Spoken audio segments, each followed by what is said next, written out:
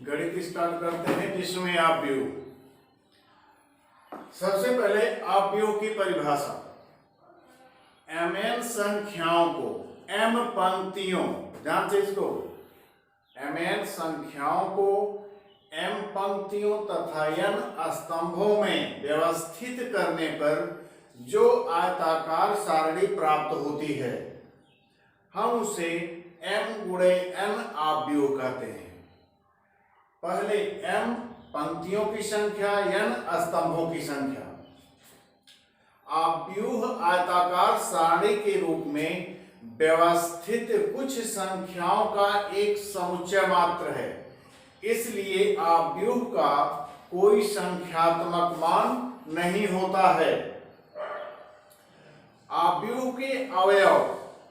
कोई अपव्यूह जिन संख्याओं से निर्मित होता है उन संख्याओं को उस अपव्यूह का अवयव कहते हैं।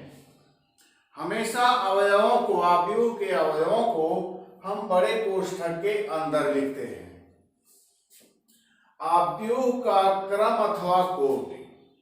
अपव्यूह का क्रम यानी पहले हम पंक्तियों की संख्या और बाद में स्तंभों की संख्या लिखते हैं। यह कोटि जो होगी m गुणे n की कोटि का, इसमें मतलब इसका हुआ m पंक्तियां और n जो है स्तंभ।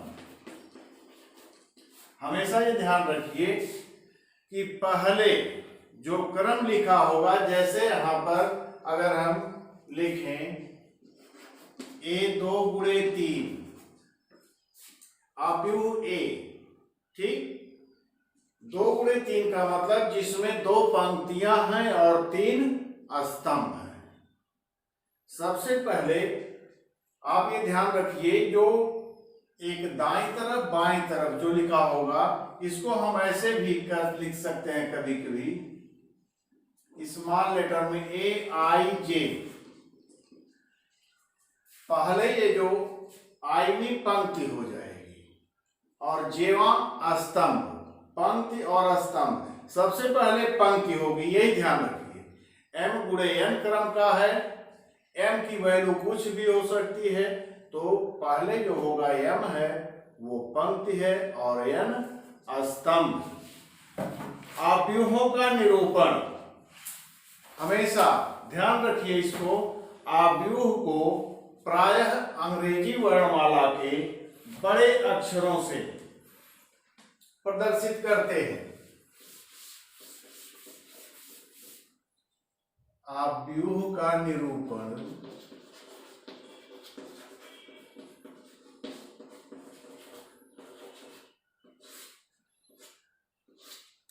हमेशा अंग्रेजी वर्णमाला के बड़े अक्षरों ABCD आदि से प्रदर्शित करते हैं। कभी कभी इनके छोटे लेटर में जैसे ये सफिक्स लगाते हैं, जैसे A2 गुणे 3 का AIJ, तो इसका ये क्रम दिया होता है। अगर अपव्यूह A 2 गुणे 3 है अर्थात 2 पंक्तियां और 3 स्तंभ, तो इस प्रकार से ये अपव्यूह को निरूपित किया जाता है।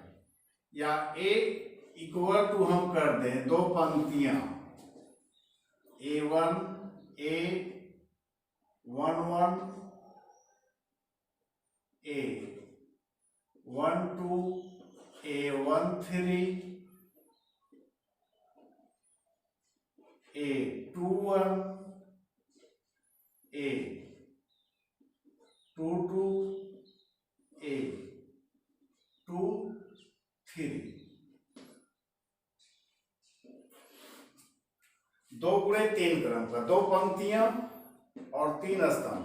यहां पर A11 कहने का मतलब हुआ कि अपव्यूह के पहली पंक्ति का पहला अवयव, A12 पहली पंक्ति का दूसरा अवयव, A13 पहली पंक्ति का तीसरा अवयव। इस तरह से A21 दूसरी पंक्ति पहले स्तंभ का अवयव, A22 दूसरी पंक्ति दूसरे स्तंभ का अवयव, A23 दूसरी पंक्ति और तीसरे स्तंभ का अवयव। ये ध्यान रखिए। अब आता है आव्यूह के प्रकार। आव्यूह कितने प्रकार के होते हैं? पहला क्षैतिज आव्यूह, ऐसा आव्यूह जिसमें पंक्तियों की संख्या स्तंभों की संख्या से कम हो। जैसे 1 2 3 4 3 2। क्षैतिज आव्यूह ऐसा आव्यूह जिसमें पंक्तियों की संख्या स्तंभों की संख्या से कम हो, उसे क्षैतिज आव्यूह कहते हैं। उदाहरण के तौर पर ये देखिए, इसमें केवल 2 पंक्तियां और 3 स्तंभ हैं। इनको कहा जाता है क्षैतिज आव्यूह। ऊर्ध्वाधर आव्यूह ऐसा आव्यूह जिसमें पंक्तियों की संख्या स्तंभों की संख्या से अधिक होती है। ऐसा आव्यूह जिसमें पंक्तियों की संख्या स्तंभों की संख्या से अधिक होती है। जैसे देखिए,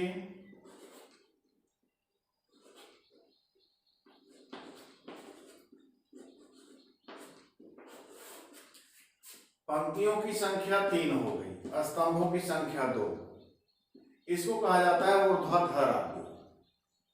ऐसा आव्यूह जिसमें पंक्तियों की संख्या स्तंभों की संख्या से अधिक हो, उसे कहा जाता है ऊर्ध्वाधर आव्यूह।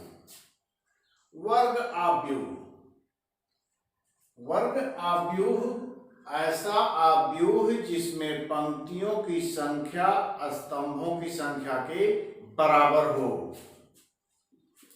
जैसे आपका 2 3 4, ये अवयव इसके हैं आव्यूह के।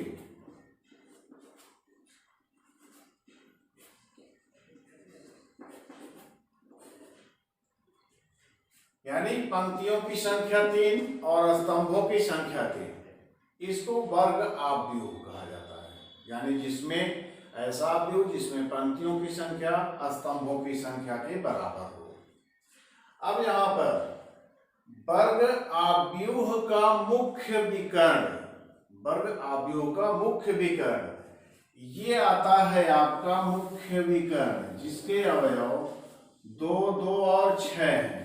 इसको कहा जाता है, लेकिन वो वर्ग आव्यूह ही होगा, ये ध्यान रखिए। मुख्य विकर्ण अगर होगा तो वो वर्ग आव्यूह, इसको कहा जाएगा मुख्य विकर्ण।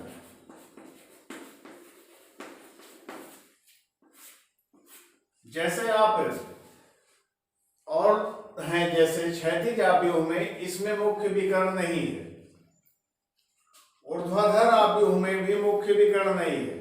अगर मुख्य विकर्ण आता है आव्यूह का, तुरंत आपके दिमाग में होना चाहिए कि ये वर्ग आव्यूह है और मुख्य विकर्ण यही होगा जो बता रहे हैं 2 2 6।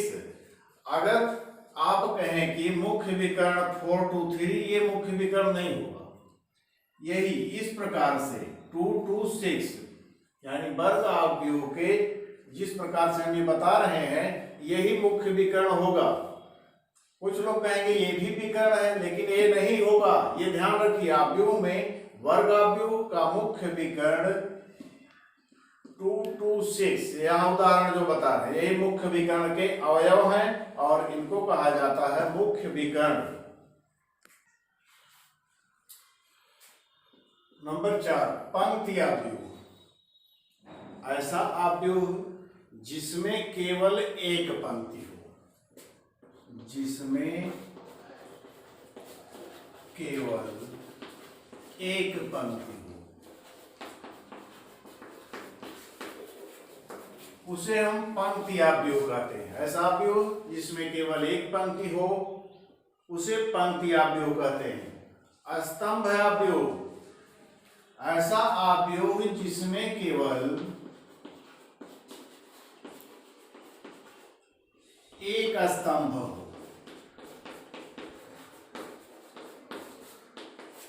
उसे स्तंभ आव्यूह कहते हैं।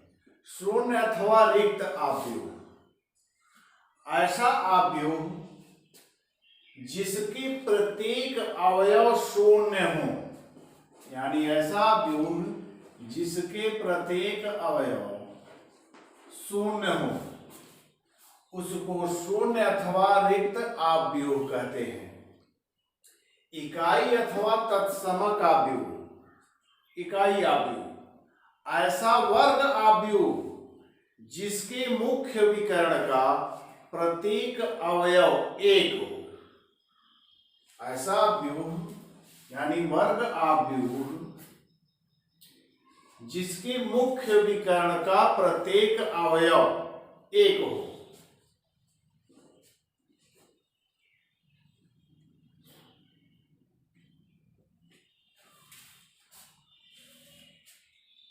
तथा शेष सभी अवयव शून्य हो, जैसे 1 0 0 0 1 0 0 0 1,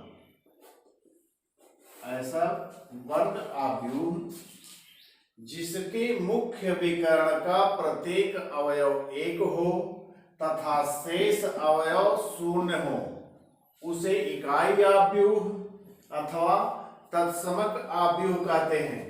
इसको हम आई से प्रदर्शित करते हैं, इकाई आव्यूह को आई से प्रदर्शित करते हैं। चूंकि ये वर्ग आव्यूह होता है, इसका क्रम दिया गया होगा। अगर 2 × 2 क्रम का है तो I2 दिया जाता है, 3 क्रम का है तो I3 होता है, 4 का होता है तो I4। इकाई आव्यूह, इसको बहुत ध्यान से याद रखिए। ऐसा वर्ग आव्यूह जिसके मुख्य विकर्ण का प्रत्येक अवयव एक हो तथा शेष अवयव शून्य हो, इकाई आव्यूह कहलाता है। इकाई आव्यूह को हम आई से प्रदर्शित करते हैं। आगे देखिए विकर्ण आव्यूह, ऐसा वर्ग आव्यूह जिसके मुख्य विकर्ण के अवयवों के अतिरिक्त सभी अवयव शून्य हो। यहाँ A 0 0 0 B 0 0 0 C, ऐसा वर्ग आव्यूह जिसके मुख्य विकर्ण के अलावा सभी अवयव शून्य हो, विकर्ण आव्यूह कहलाता है। इकाई आव्यूह हमने बताया था, प्रत्येक इकाई आव्यूह विकर्ण आव्यूह होता है, लेकिन प्रत्येक विकर्ण आव्यूह इकाई आव्यूह नहीं होता। ये आप ध्यान रखिए। इकाई आव्यूह में यहाँ पर मुख्य विकर्ण के अवयव एक बताए थे हमने, यहाँ पर ये कुछ भी हो सकता है, जैसे यहाँ A B C अलग अलग हैं, इसलिए प्रत्येक इकाई आव्यूह विकर्ण आव्यूह होता है, जबकि प्रत्येक विकर्ण आव्यूह इकाई आव्यूह नहीं होता। अदिश आव्यूह, ऐसा विकर्ण आव्यूह, अदिश आव्यूह इसी से रिलेटेड है। ऐसा विकर्ण आव्यूह जिसके विकर्ण के सभी अवयव समान होते हैं, अदिश आव्यूह कहलाता है। यानी ऐसा विकर्ण आव्यूह जिसके मुख्य विकर्ण के सभी अवयव समान होते हैं, अर्थात A 0 0 0 A 0 0 0 A, a variable है, इसकी वैल्यू कुछ भी हो सकती है। समान अर्थात इकाई आव्यूह जो एक, अगर एक की वैल्यू 1 हो जाए तो इकाई आव्यूह हो जाएगा, वह भी अदिश आव्यूह कहलाएगा। और भी अगर यहां मान लो 5 5 5 है तब भी वो अदिश आव्यूह होगा। यानी ऐसा विकर्ण आव्यूह जिसके मुख्य विकर्ण के सभी अवयव समान हो। अगला उपर त्रिभुजीय आव्यूह, उपर त्रिभुजीय, ऐसा वर्ग आव्यूह, ये सब वर्ग आव्यूह में ही आ रहे हैं। ऐसा वर्ग आव्यूह जिसके मुख्य विकर्ण के नीचे सभी अवयव शून्य हो, ऐसा वर्ग आव्यूह जिसके मुख्य विकर्ण के नीचे के सभी अवयव शून्य हों। जैसे यहां ए बी सी,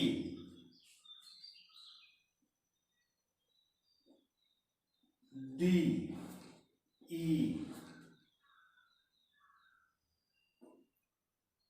एफ, 0 0 0।